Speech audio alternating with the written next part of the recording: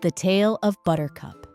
Once upon a time, in a cozy cottage nestled between green hills and flowering meadows, there lived a kind-hearted woman and her little boy. The boy was known far and wide for his plump cheeks, round belly, and boundless love for food. Everyone in the village affectionately called him Buttercup. Each morning, Buttercup would rise with the sun, his belly already rumbling with hunger, and wander into the kitchen where the smell of warm bread and fresh milk awaited him. His mother, always patient and loving, would smile at him and hand him something delicious.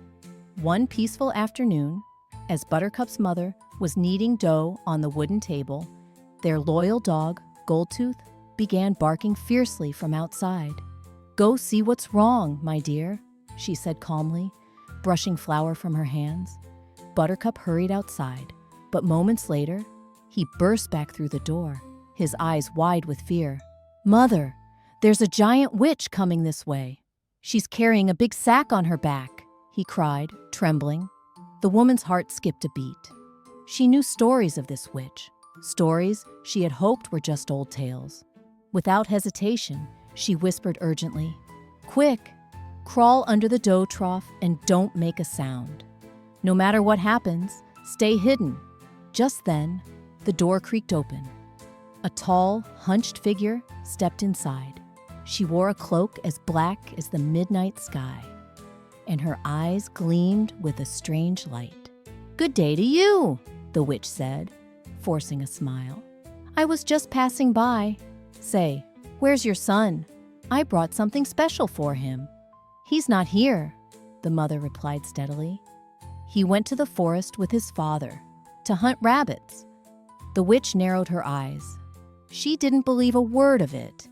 She knew the boy was near. With a sly grin, she said, "Oh, what a pity. I brought a silver knife for him, so shiny and sharp. I suppose I'll be on my way then." From under the dough trough, Buttercup's curiosity flared like a candle in the dark. A silver knife? That sounded amazing. He crawled out of hiding. "Wait, did you say a silver knife?" he asked eagerly. The witch chuckled. "Why, yes. It's right here in my sack. Come, take a look and find it."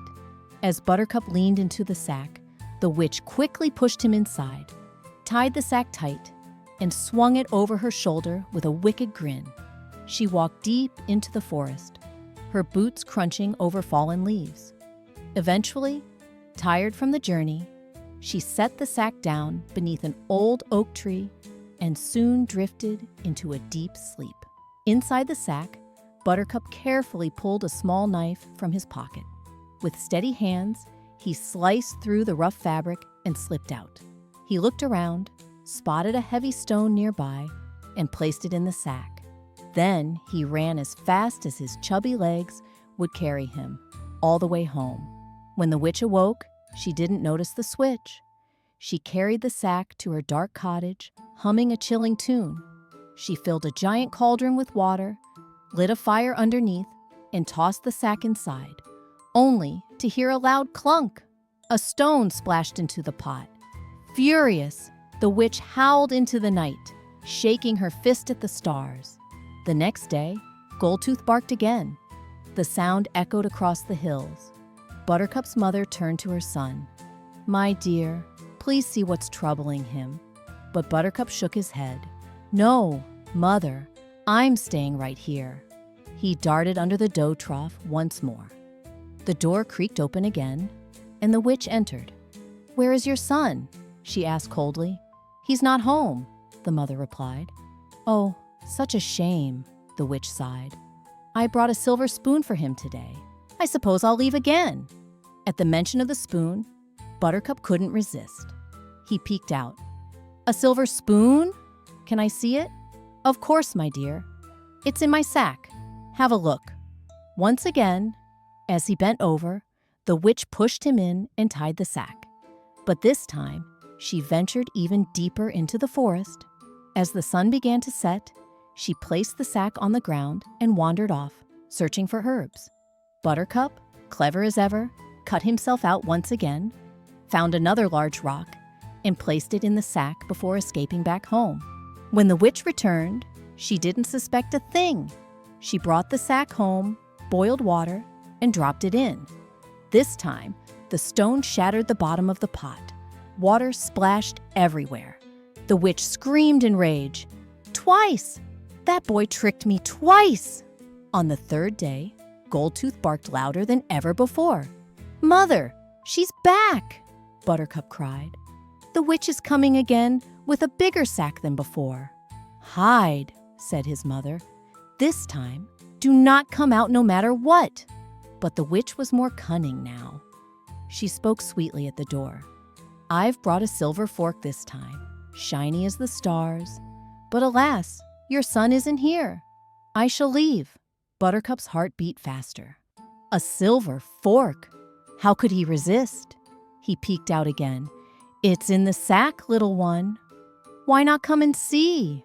the witch said with a grin. One more time, Buttercup found himself trapped in the sack, and this time, she brought him all the way to her cottage in the dark woods. She called to her daughter inside. "I'm going to fetch more herbs.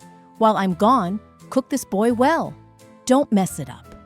Her daughter, young and not very bright, stared at the sack uncertainly.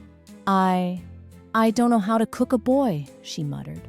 Buttercup, quick as ever, said, "Oh, I can teach you. First, you need to place your head on the chopping board, just like this." Curious and clueless, the girl did as he said. Buttercup grabbed a nearby mallet and wham! It was done.